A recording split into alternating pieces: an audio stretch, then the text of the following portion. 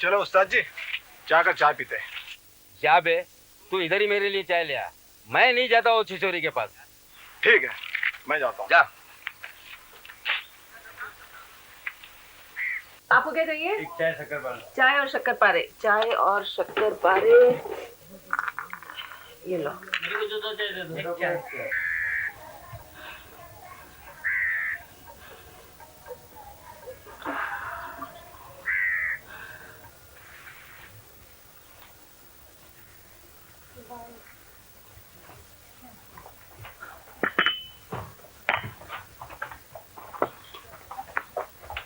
ये लो गिलास। उस्ताद ने कहा चाय में मीठा कम था। उस्ताद से कहना कि इससे ज्यादा मीठा रोग बन जाता है।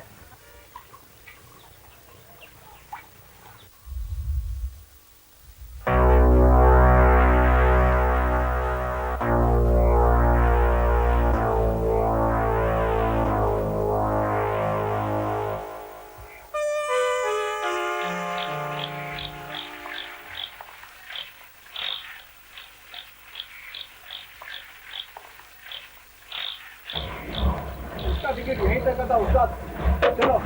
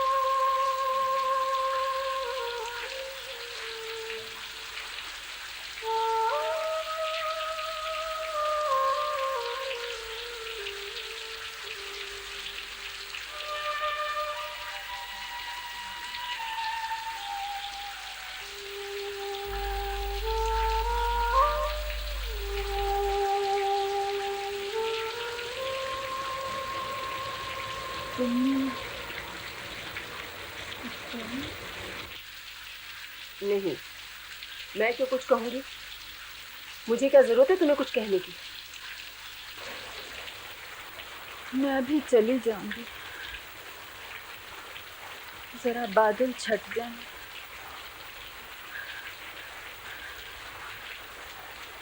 ठंड बहुत हो गई है।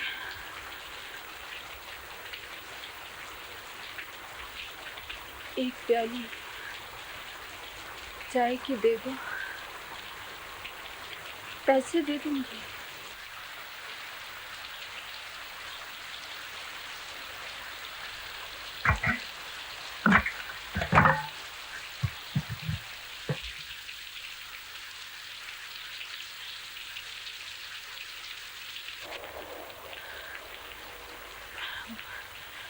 मुझे नहीं मालूम था कि तुम मुझे यहाँ मिलोगी। अब तो बीमार रहती हूँ मैं, घुटनों में पानी पड़ गया है। कितने इलाज कराए, कोई फर्क नहीं पड़ा।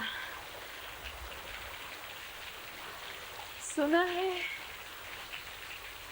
यहाँ ऊपर पहाड़ी के पीछे एक गांव में हकीम रहता है, गठिया का इलाज करता है। मैंने सोचा मैं भी इलाज करवा के देख लूं।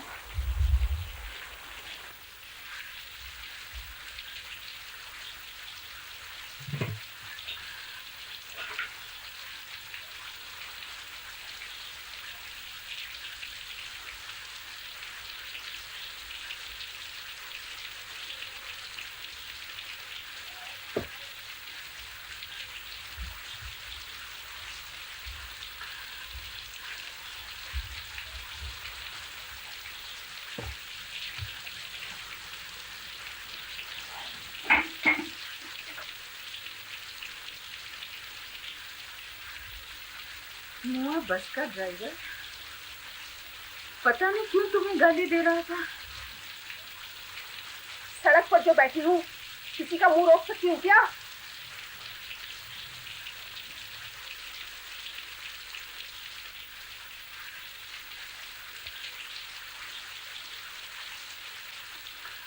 अरे रुक जा, तुझे मौत आए। कहाँ जा रही थी? बारिश में जा रही है क्या तू? काली रुक जा।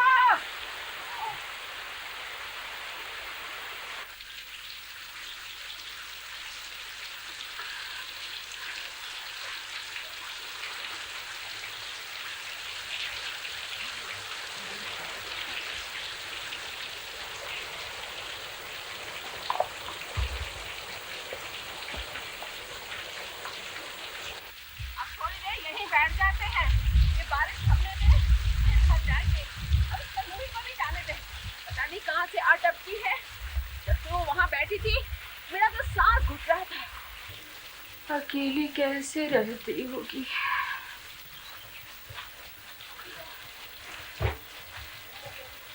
प्रभु, मेरी वजह से इसको कोई भी दुख पहुंचा हो तो मुझे माफ करना। छोड़ूंगी नहीं उसे, गला ही घोट दूंगी। उसकी मौत ही उसे मेरे पास खींच लाई है। मैं कैसे भूल जाऊं जो उसने मेरे साथ किया। आजा इधर आ। थोड़ी सड़ियल गाय को थोड़ी मारी। मेरी बात सुन, जल्दी चल। वो तेरी होने वाली ननंद आई है तेरे कपड़ों का नाप लेने के लिए। मेरी ननंद? बाबा, तुमने तो कहा था कि उस घर में उसके सिवा और कोई है ही नहीं। ये ननंद कहाँ से आ गई? अरे वो चुन्नी लाल के दूर के रिश्ते से है। उसी गांव में मास्टरनी बनकर रही है, तो और कहाँ रहेगी। तेरे लिए अच्छा ही है। चल तू जल्दी चल, वो तेरा इंतजार कर रही है। तू उनको कपड़ों का नाप दे, मैं उनके लिए बाजार से कुछ खाने को ले आता हूँ। अभी जाती हूँ। अरे बाबा, बाबा, आओ आओ, बैठो। मेरी भाभी इतनी सुंदर है, मैंने कभी सोचा भी नहीं था। तुम पर तो कई चांद सूरज कुर्बान। आज तो इस चेहरे को अच्छी तरह निहार कर जाएंगे। ये तुम्हारे लिए।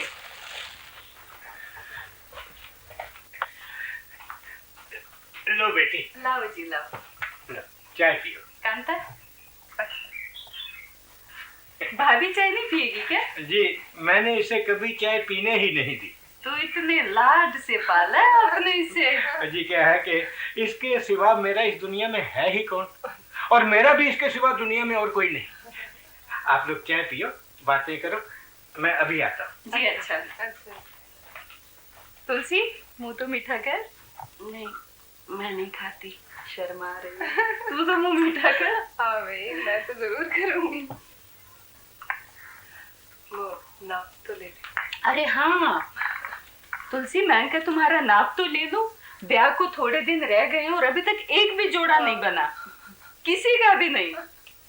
इंच टेप कहाँ है कंधे? उसके अंदर है। किसने है? गलती से रख दिया। बाकी चीजें तुम्हारी, इंच टेप मेरा। आओ तुम आजा, घूम जा। 15, 37, 28। अरे वाह भाभी वाह, कमाल है। तुम्हारा मेरा नाप तो एक ही, नाप लेने की कोई जरूरत ही नहीं। चलो छुट्टी हुई, बैठो। तुम्हारे कपड़े तो मैंने ही सीने हैं और मुझे कोई मुश्किल नहीं होगी। तुम्हारे कपड़े ऐसे फिट करूंगी कि कोई दर्जी भी क्या सिएगा। फिर भी कपड़े सीने के बाद एक बार पहनकर देखने तो होंगे। अरे क्या जरूरत है, हम दोनों का जब नाप ही एक है, मैं खुद ही पहन कर देखूंगी। इसका मतलब तो अपनी भाभी को अपनी उतरन पहनाएगी। कोई बात नहीं, मैं उतरन ही पहन लूंगी। ननद का कुछ तो हक होता ही है ना। बस मुझे उस दिन का इंतजार है जब तुम्हारी डोली हमारे घर के आगे आके रुकेगी। मैं तुम्हें अपनी बाहों में भरकर घर के अंदर ले जाऊंगी। तुम्हारी मेरी खूब चलेगी।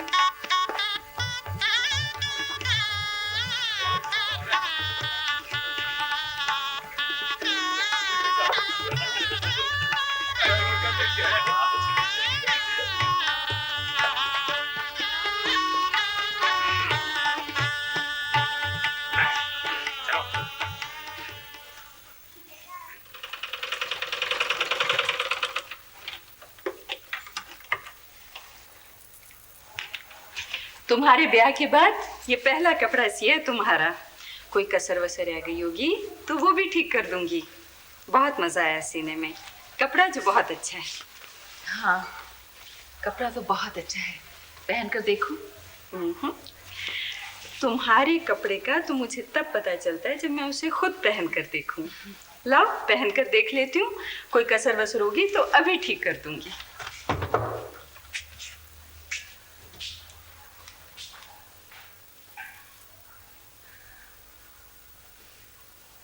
देखो तुलसी, तुम्हें कैसा लगता है?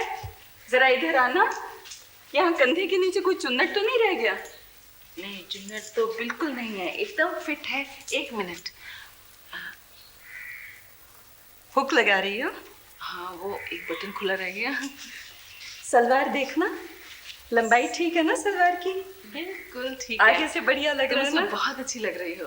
तुम पे भी बहुत अच्छा लगेगा। लो, अब दुपट्टा पहन के देखो।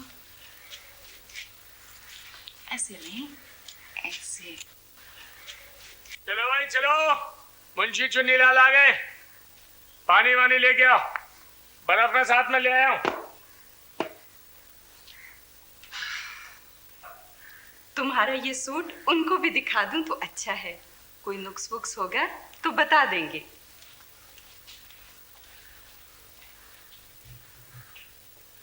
कैसी लग रही हूँ इस सूट में मैं?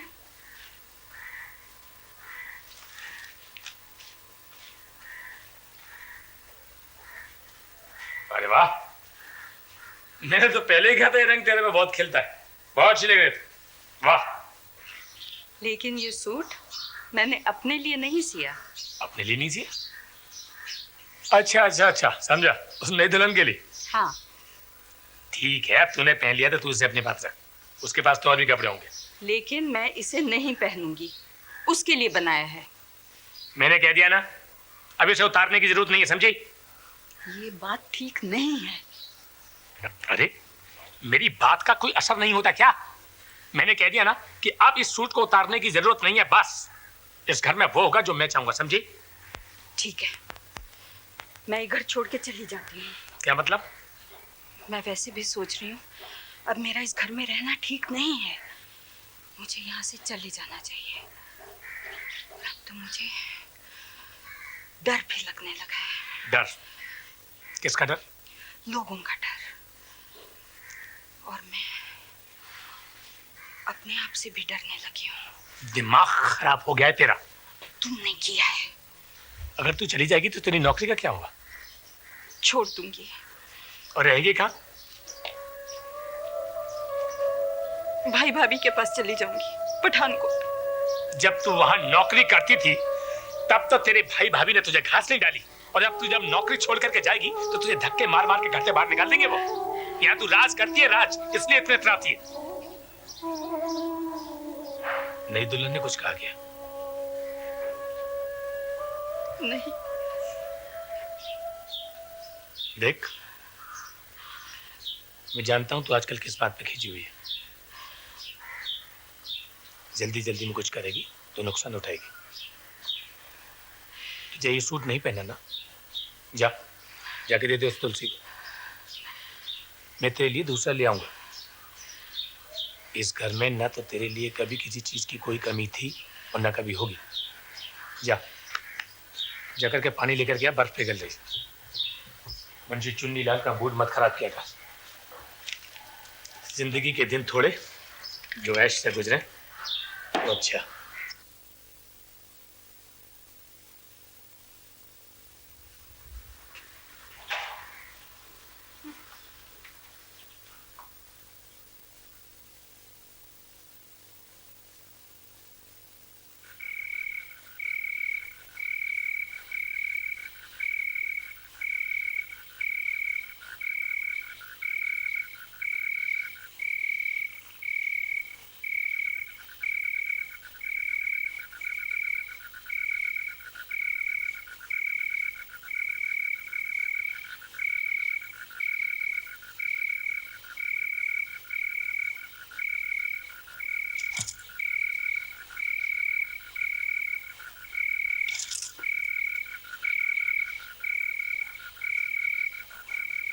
बड़ी नक्शे दिखा रही है आज। सुन रही है ना? कुछ बोलेगी भी? तुमने उसे क्यों कहा कि मेरा सूट पहन ले? अच्छा, तो तू इस बात पर नाराज है? लेकिन तुझे तेरा सूट तो वापस मिल गया ना? तुम्हें क्या जरूरत थी उसे मेरा सूट देने की? अब कह तो दिया ना, गलती होगी, आगे से निकल। चल, मुझे हाथ मत लगाओ। बड़ा मान हो गया है तुझे। हाँ, हो गया है। अपने बिस्तर पर जाओ। देख, ये हेकड़ी मत दिखाना। मुझे छोड़ो। चुन्नी लाल पर कोई हेकड़ी वेकड़ी नहीं चलेगी। सारा गुमान गुमान निकाल कर रख दूंगा तेरा। छोड़ो मेरे को, छोड़ो मेरे को। मुंशी चुन्नी लाल के सामने कोई गुमान उमान नहीं चलने वाला तेरा। पता नहीं किस बात का गुमान दिखा दिया।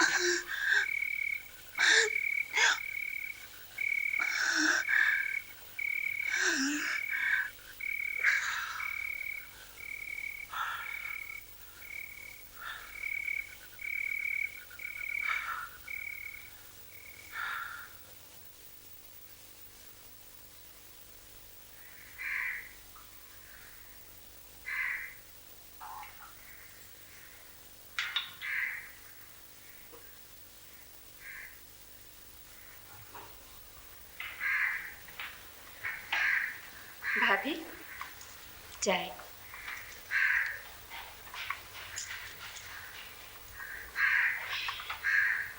तुम इतना चुप चुप क्यों रहती हो? लगता है इस घर में तुम्हारा मन नहीं लगा। नहीं लगा तो लग जाएगा, लगाना ही पड़ेगा। रात तुम्हारे रोने की आवाज सुनी, इसीलिए पूछ लिया। बेबी, मेरे रोने की ओर ध्यान ना दो। ये हंसना रोना तो चलता ही रहेगा। मैं तो कहती हूँ कुछ अपने बारे में सोचो। यही तो उम्र है शादी ब्याह की। मैं इनसे कहूंगी कि क्यों नहीं कहीं बात चलाते तुम्हारी। ना ना, इनसे कुछ मत कहना। मैं भी ऐसा कुछ चाहती भी नहीं। अच्छा, मेरे हंसने रोने के बारे में तो सोचती रहती हूँ और कहती हूँ कि ऐसा मैं कुछ अभी नहीं चाहती। मैं सब समझती हूँ। मुझे गलत मत समझो। मैं गलत नहीं समझ रही हूँ। मैं अपनी ननद को जान गई हूँ। प्याला दो, मैं रसोई में जाती हूँ। तब तक मैं बिस्तर समेट लेती हूँ।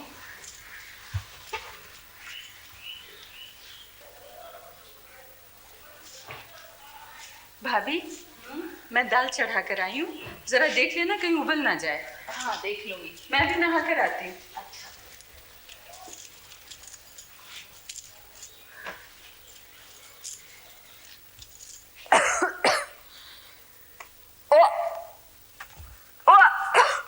क्या हुआ बीबी? कुछ नहीं। उल्टी आ रही है क्या? पता नहीं क्यों जी मचला रहा है। रात को बासी पकोड़े खाए थे ना, शायद इसीलिए। मैंने तो मना भी किया था कि मत खाओ। कोई बात नहीं, मैं अब ठीक हूँ। तू जरा दाल देख, मुझे उसकी चिंता है। तुम फिक्र मत करो, मैं देख लेती हूँ।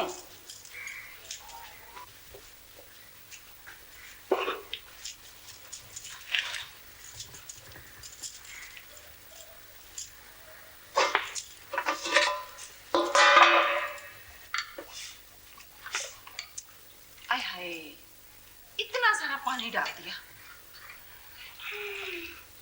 मेरी नंद तो बहुत ही कंजूस है।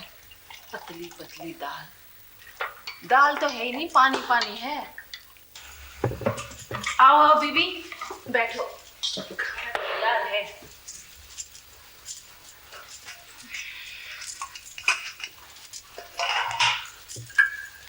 बीबी, पहले तुम खाना खा लिया करो, फिर कपड़े बदला करो। क्यों? दाल में डुबकी जो लगानी पड़ती है दाना ढूंढने के लिए। देखो बीबी, नाराज ना होना, मैं तुम्हारे लिए ही कह रही हूँ। एक तो उल्टियों से पहले तुम्हारा पेट खाली हो चुका है, ऊपर से ये दाल का पानी पियोगी तो भूख नहीं लगेगी? क्या पढ़ाओगी बच्चों को खाली पेट?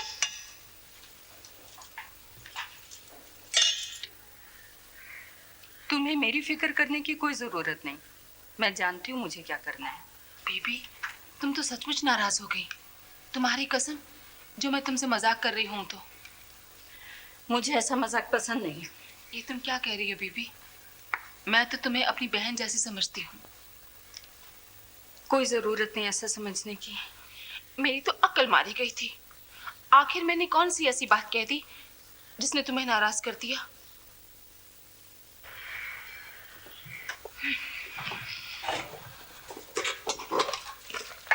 बीबी, तुम्हारे हाथ जोड़ती हूँ, ये लड्डू मत खाओ। ये मेरे ब्याह के लड्डू हैं, महीनों पुराने, एकदम पत्थर की तरह सख्त। और तुम्हारी तबीयत तो वैसे भी ठीक नहीं है। बात बात पर टोका मत करो मुझे। तो ठीक है, तुम भी आगे से मुझे नहीं टोकना। कब टोका है मैंने तुम्हें? घर के किसी काम में हाथ नहीं लगाने देती। आगे से मैं भी तुम्हारी एक नहीं सुनूंगी। गोबर इतना हो गया है, उसमें कैरी मिलाकर उपले थाप दूंगी, और उसके भी पहले चूल्हे और तंदूर को ठीक कर दूंगी। देखो तो कैसे भुरभुरा गया है।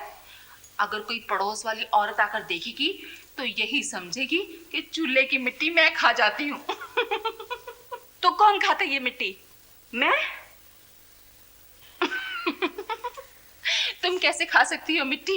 अभी तो मेरी ही बारी नहीं आई, मगर कब आएगी मेरी बारी? तुम मत घबराओ बीबी, जब मेरी मिट्टी खाने की बारी आएगी ना तो तुम्हें तकलीफ नहीं दूंगी, सारी तकलीफ हंस कर सह जाऊंगी। पर कुछ हो भी तो हाय मैं मर जाऊं, कब कुछ होगा? बीबी जल्दी से कुछ हो जाए तो कितना अच्छा हो ना।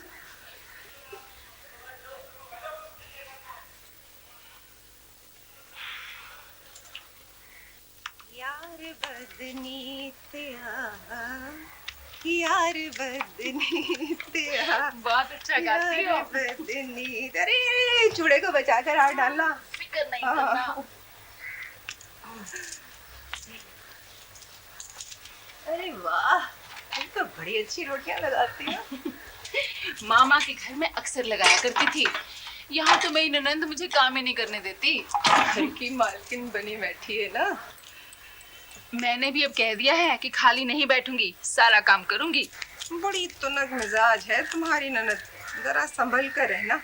तुमने सुना नहीं, जिन घरों में नंदों का राज होता है वो हड्डियों का रोग हो जाते हैं। वो घर नहीं बसते जहाँ नंदों की सरदारी होती है। मेरे मामा ने तो ये कहकर भेजा था कि वो तुम्हारी सास की जगह है, मिलजुल कर रहना। हाँ, लेकिन लोग तो यहाँ कुछ और ही बातें करते हैं। क्या बातें करते हैं, मैं भी तो सुनूं। तकलीफ होगी तुम्हें सुनकर। कहते हैं बहन बहन नहीं है, ये दूर के रिश्ते की है कुछ। अब लोगों के मुंह को कोई बंद कर सकता है?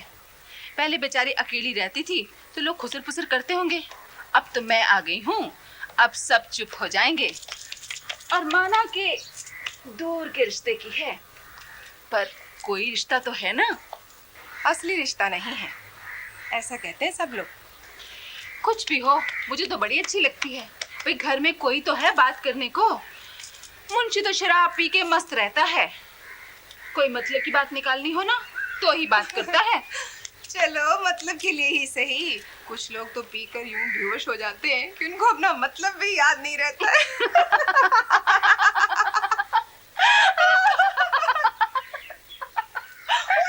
मेरी तो रोटी भी सड़ गई। जल्दी जल्दी निकालो जल्दी। ओह, तेरी भी सड़ गई हो।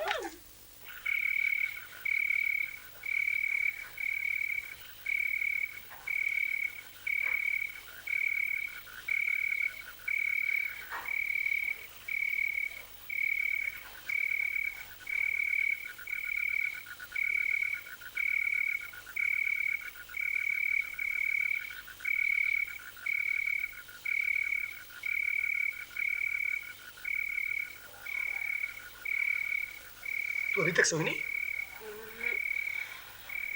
नींद नहीं आ रही? आ रही है। पता नहीं किस मिट्टी की बनी है तू। चल अब मैं भी सो जाता हूं।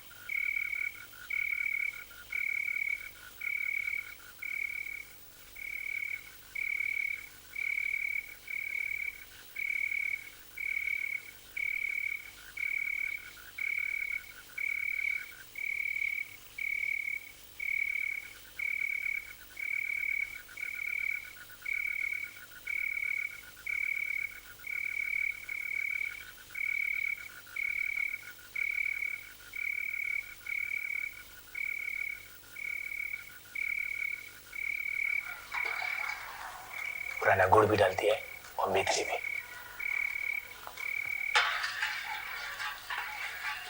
जो तुम चाह रहे हो इससे कुछ नहीं होगा। कस्बे के अस्पताल में चलो तो सब कुछ हो सकता है। अस्पताल में जाने से बात छुपी रहेगी? मेरी बदनामी होगी सो होगी, तेरी भी नौकरी जाएगी और फिर तू नहीं रह सकती इस घर में। क्या करूं? कहीं कभी छोड़ा तुमने मुझे तो।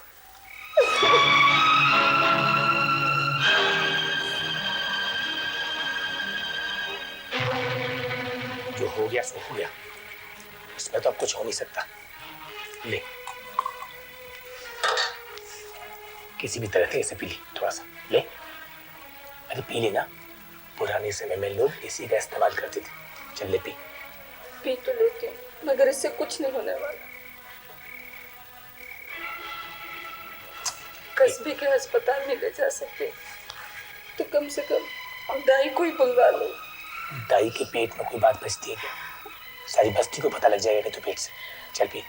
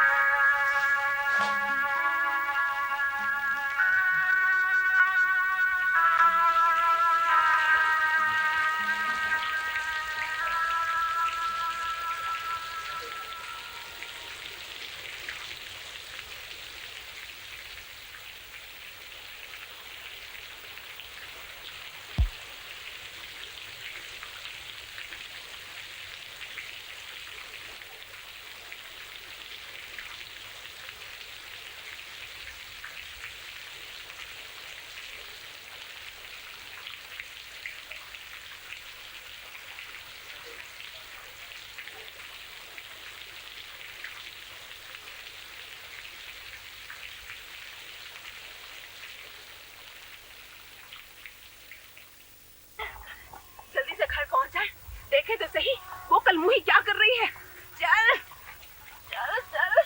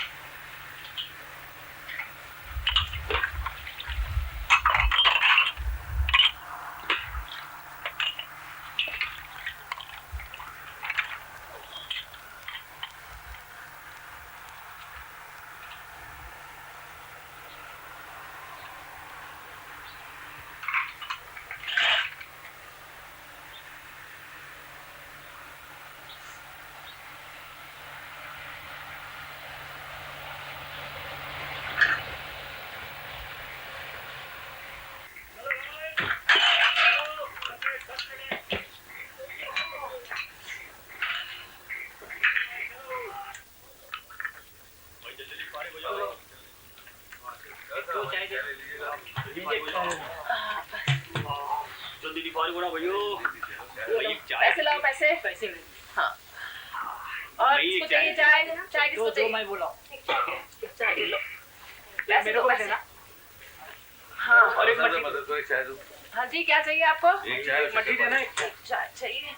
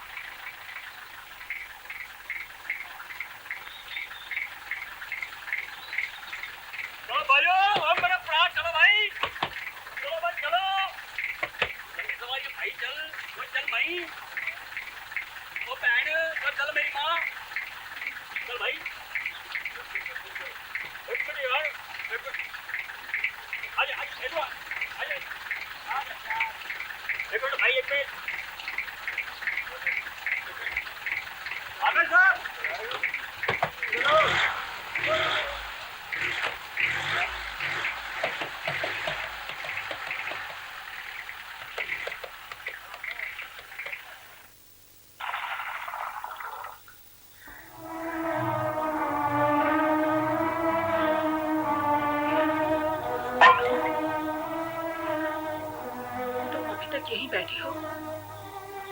उस बस में क्यों नहीं चली गई? मुझे तो गांव जाना है, उस हकीम के पास। तो फिर जाती क्यों नहीं? यहाँ पर क्यों बैठी हो? कोई उस तरफ जा रहा हो तो चली जाऊं। मुझे रास्ता नहीं मालूम। रास्ता नहीं मालूम तो मैं क्या करूं? मेरे सर पर चढ़कर क्यों बैठ गई हो? मेरा घर बर्बाद कर दिया, मेरे खसम को मुझसे छीन लिया, मेरी सारी जिंदगी में कांटे बो दिए। मैं एक बच्चे की माँ भी नहीं बन पाई। ये सब तुम्हारे कारण हुआ और अब तुम आ गई हो मेरे सर पर बैठने के लिए।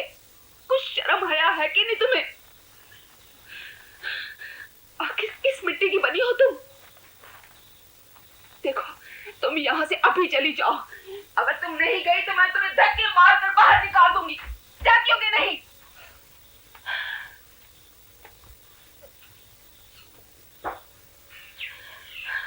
आप कभी मत आना अपनी मनहूस सूरत लेके यहाँ।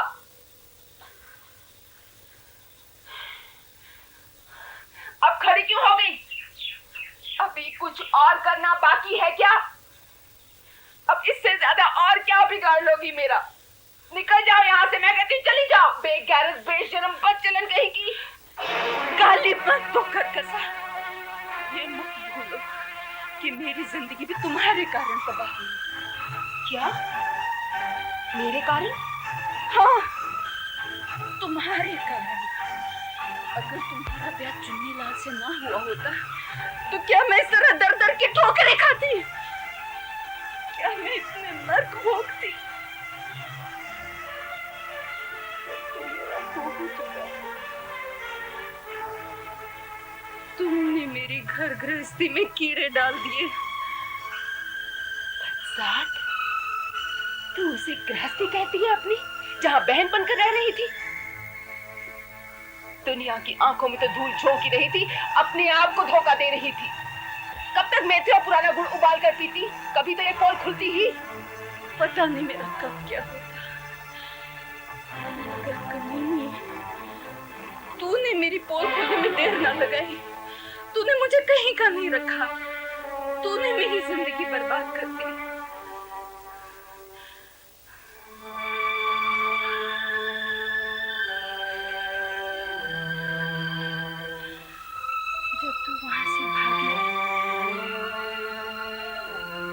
धुएं की तरह फैल गई कि मैं चुन्नी लाल की कौन होती हूँ। औरतें मुझे देखकर बोलियां कसने लगी, मर्द पंचायत बिठाने की सोचने लगे और बच्चे देखकर मुझे तालियां पीटने लगे, सीटियां बजाने लगे। मेरा घर से निकलना मुश्किल हो गया।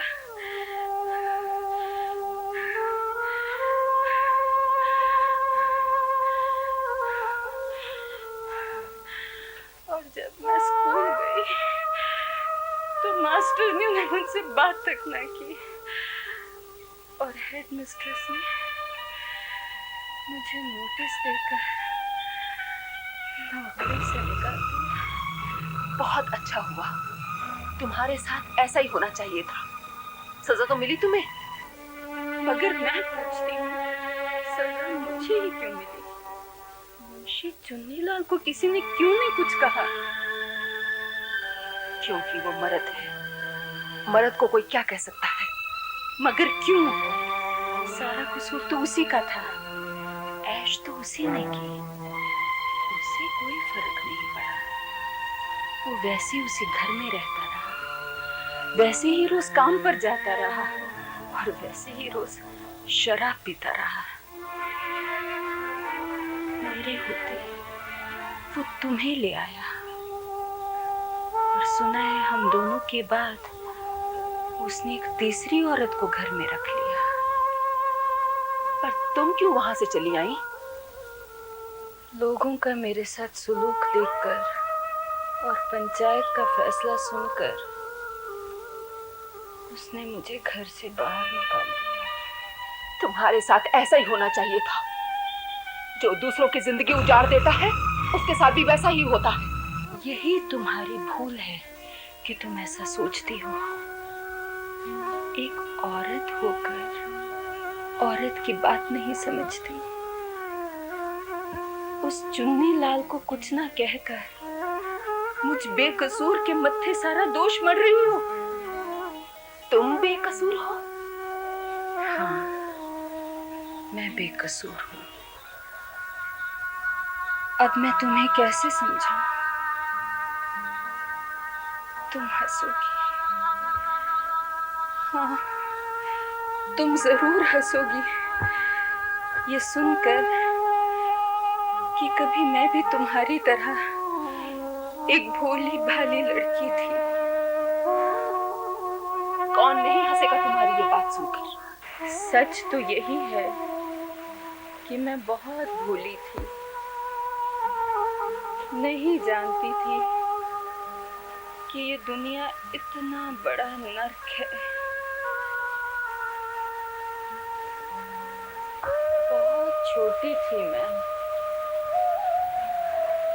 जब मेरे माता पिता गुजर गए। मैं और मेरा भाई, हम 2 जन रह गए।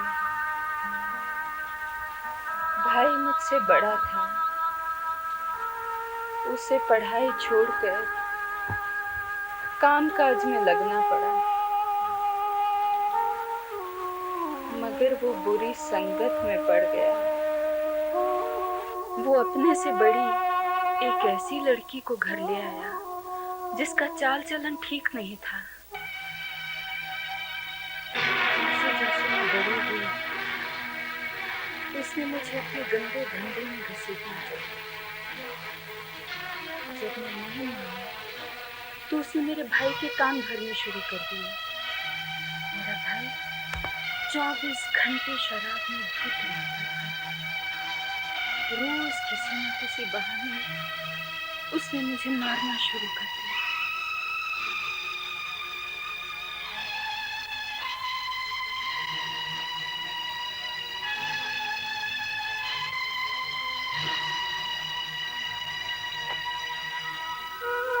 मगर ऐसी हालत में भी मैंने अपनी पढ़ाई नहीं छोड़ी। मैंने मैट्रिक का इम्तिहान दिया, मैं पास हो गई और जैसे कैसे कोशिश करके मैं प्राइमरी टीचर बन गई। सरकार को ऐसी लड़कियां नहीं मिलती जो अपने घरों से दूर गांव में जाकर काम करें, मगर मैं तो अपने घर से दूर जाना ही चाहती थी। मेरी बदकिस्मती, मुझे नौकरी मिली भी तो उस गांव में जहां चुन्नी लाल रहता था। वो मेरी माँ की तरफ से दूर का रिश्तेदार था। भाई का नाता देकर, मीठी मीठी बातें करके वो मुझे अपने घर ले गया। इसीलिए मैंने कहा कि कभी मैं भी बहुत भोली थी। जब तुम उसके साथ रहती थी तो उसने मुझसे ब्याह क्यों किया? अपने गुनाहों पर पर्दा डालने के लिए, ताकि लोग बातें ना करें। और उसने ये भी सोचा होगा कि 2 होंगी तो और भी ऐश होगी। मगर मुझसे शादी कराने में तुमने भी तो उसका साथ दिया था। तुमने ये भी नहीं सोचा कि तुम एक निर्दोष लड़की की जिंदगी बर्बाद कर रही हो। जिसकी अपनी जिंदगी अंधेरे में डूब चुकी हो, उसे कुछ नजर नहीं आता क्या ठीक है और क्या गलत। और तब तक तो मुझे अपने भविष्य की चिंता भी होने लगी थी। मुझे शक हो गया था कि मैं पेट से हूँ। मेरे पास सर छुपाने के लिए और कोई जगह भी नहीं थी। मैं पूछती हूँ, अगर तुम मेरी जगह होती तो क्या करती?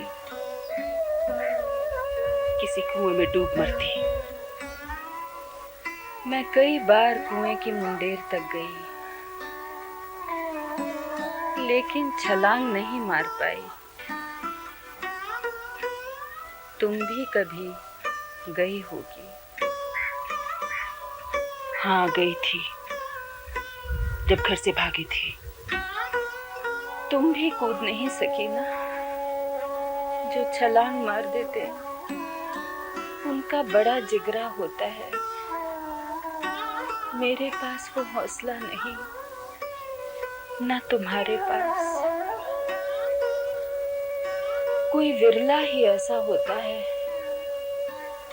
जो खुद अपनी जिंदगी का दूसरा किनारा कर लेता है, वरना सब गुलाम होते हैं एक ही किनारे के। तुम अपने आप को बेकसूर साबित करने के लिए इन सब बातों का सहारा ले रही हो। ये मत भूलो कि उसकी करतूतों में तुम बराबर की शरीक थी। काश मैं तुम्हें बता पाती कि उसने मुझे अपनी करतूतों में कैसे शामिल किया।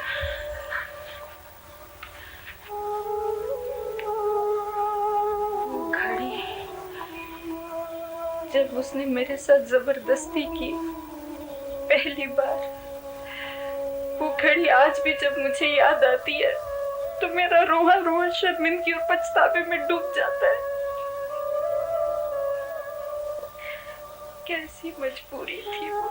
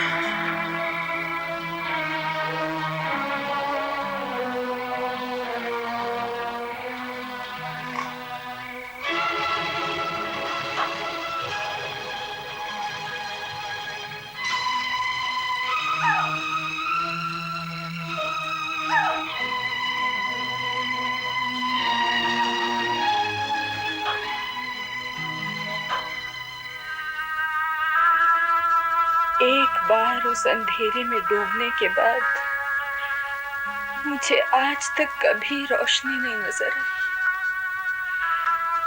वो ढलान ही ऐसी है कि एक बार पांव फिसल जाए तो कभी कोई नहीं संभल पाता।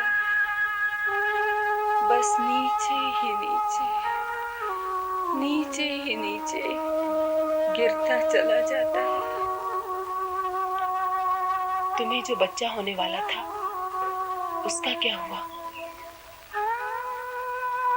उसने इस दुनिया में आने का बड़ा हट किया। उसने अपने ऊपर किसी देसी दवा दारू का असर नहीं होने दिया। सारे नुस्खे फेल हो गए। मेरा 6वां महीना चल रहा था जब चुन्नी लाल ने मुझे घर से बाहर निकाल दिया। वो राक्षस तो मेरे साथ अस्पताल तक जाने को तैयार नहीं था। मेरे पास खाना खाने के लिए भी पैसे नहीं रह गए थे। जब मैं गांव से निकली तो कितने ही लोग मुझे गालियां दे रहे थे, थप्पियां कस रहे थे। एक लड़के ने तो मुझे पत्थर भी मारा। गिरती पड़ती भूखी प्यासी जब मैं जंगल में पहुंची तो अंधेरा छा रहा था। मेरे पास सर छुपाने को कोई जगह नहीं थी। मुझे डर लगने लगा। मेरे पेट में दर्द उठने लगा। दर्द बढ़ता ही चला गया।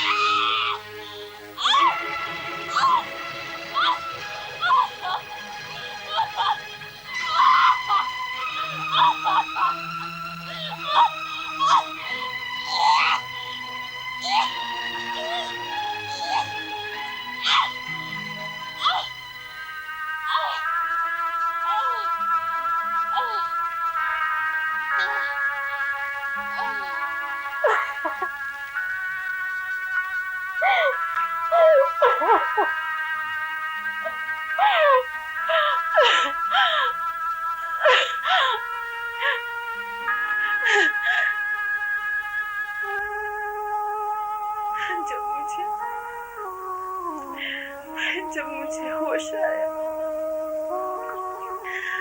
तो मैंने धीमी धीमी रोशनी में दो जंगली कुत्तों को एक मांस के लोथड़े पर झपटते देखा। वो छीना झपटी करते हुए मेरे बच्चे को कहीं ले जा रहे, मुझसे देखा नहीं गया।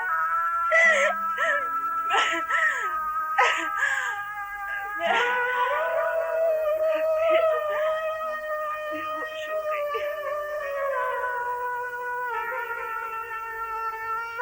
सब खत्म हो गया, सब।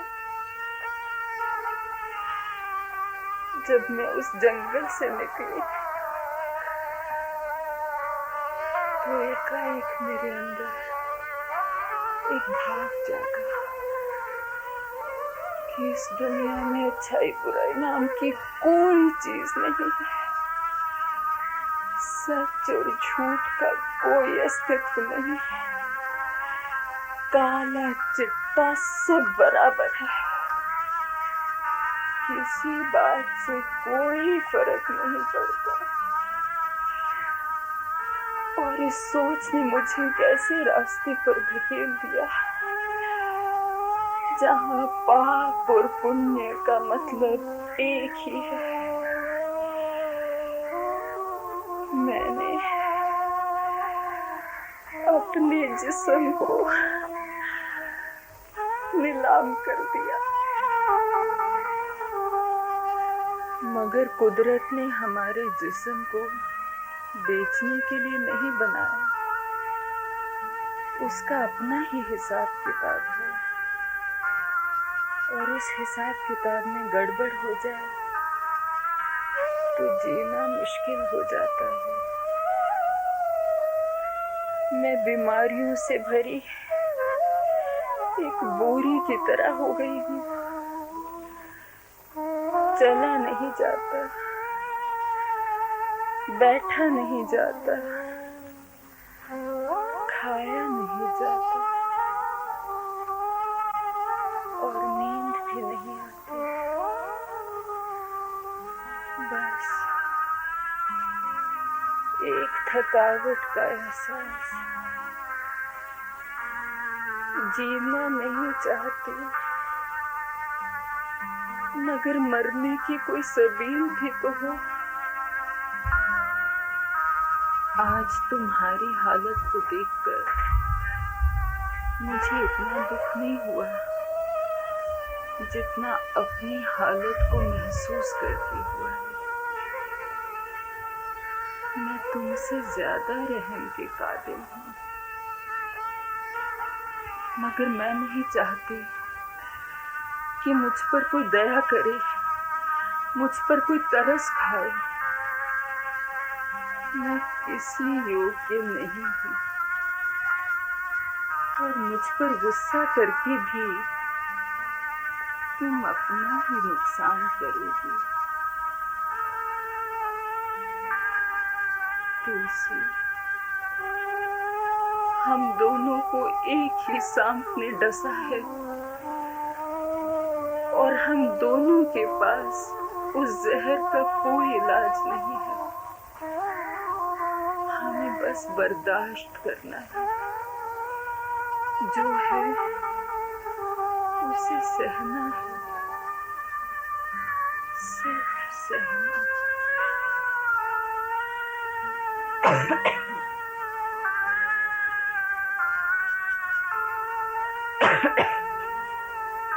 अच्छा, तो मैं चलती हूँ, रात तक गांव पहुंच जाऊंगी और अब तो बारिश भी कम हो गई है।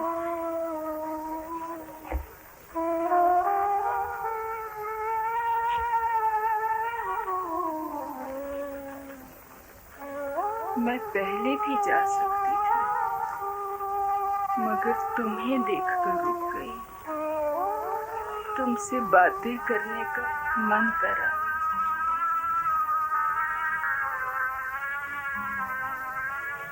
पता नहीं जिंदगी में फिर ऐसा मौका कभी मिलता भी कि नहीं।